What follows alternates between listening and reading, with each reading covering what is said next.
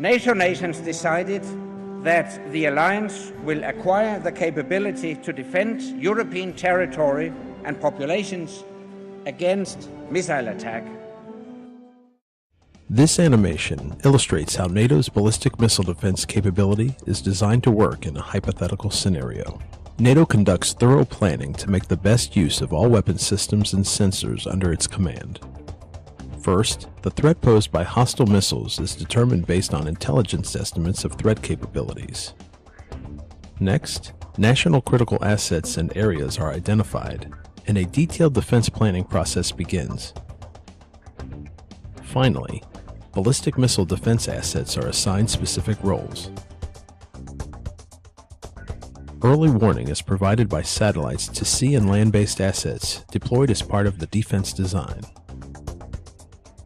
When a ballistic missile is launched towards the alliance, the NATO commander is alerted as its heat signature is detected by an infrared satellite.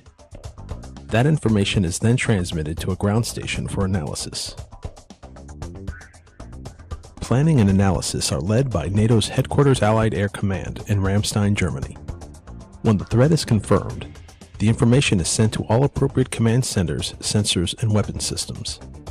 As the hostile missile continues its ascent, the engine concludes its burn. At that point, the infrared satellite can no longer detect it. Long-range sensors, such as the United States land-based ANTPY-2 and the Netherlands sea-based SMART-L radar, then detect and track the missile. They forward the information to the command and control system so that intercept solutions can be calculated.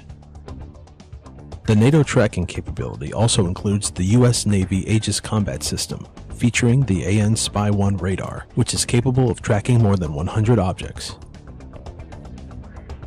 Together, these sensors create a robust detection and tracking capability. As tracking continues, greater accuracy is achieved.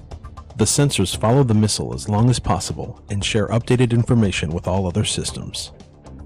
A key feature of NATO's ballistic missile defense system is an upper layer intercept capability aimed at destroying missiles outside the atmosphere. This is provided in part by the Aegis ships.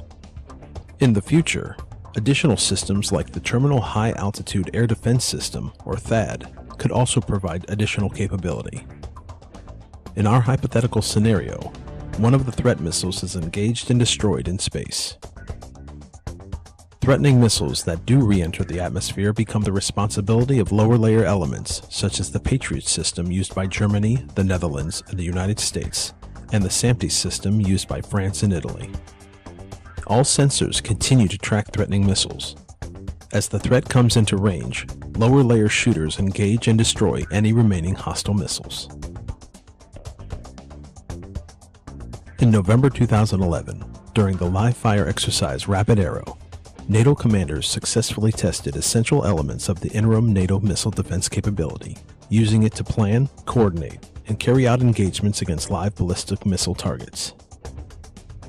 These were conducted by German Patriot batteries assisted by the U.S. Aegis destroyer USS The Sullivans and linked by the NATO and U.S. command and control systems. NATO participation in this exercise included several command elements. In Germany, the Headquarters Allied Air Command at Ramstein, and its subordinate command at the Combined Air Operations Center at Udom, and in Turkey, the Headquarters Allied Air Command at Izmir. During the live-fire portion of the exercise, small ballistic missile targets were fired from a remote island near Santorini in the Aegean Sea. The Aegis destroyer detected these targets and reported them by U.S. satellite communications to the United States 603rd Air Operations Center at Ramstein Air Force Base in Germany. From here, the track was forwarded to the NATO Combined Air Operations Center in Udom, Germany. The information was then sent to German Patriot units on the Greek island of Crete and to NATO's two Allied Air Command headquarters at Ramstein, Germany and Izmir, Turkey.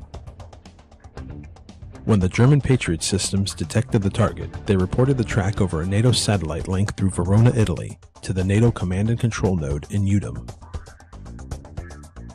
There, the NATO system integrated the data to create a real-time air and missile defense picture, which was forwarded to NATO's Ramstein and Izmir headquarters, and to the USS The Sullivans. This made all the relevant command levels aware of the incoming ballistic missile in real time. Based on this information, the Patriot system on Crete successfully engaged and destroyed the hostile missile. As this whole event only lasted about 5 minutes from the launch of the target missile to the final engagement, it also shows how critical a good functioning C2 system is to the overall command and control process. Here at Ramstein we could see everything, the detection of the launch, the tracking of the target missile going inbound into the target area, and then the engagement process. Weapons and sensors contributed to NATO's defense by member nations, together with the NATO Command, Control, and Communications Network, have enabled NATO to develop a new ballistic missile defense capability.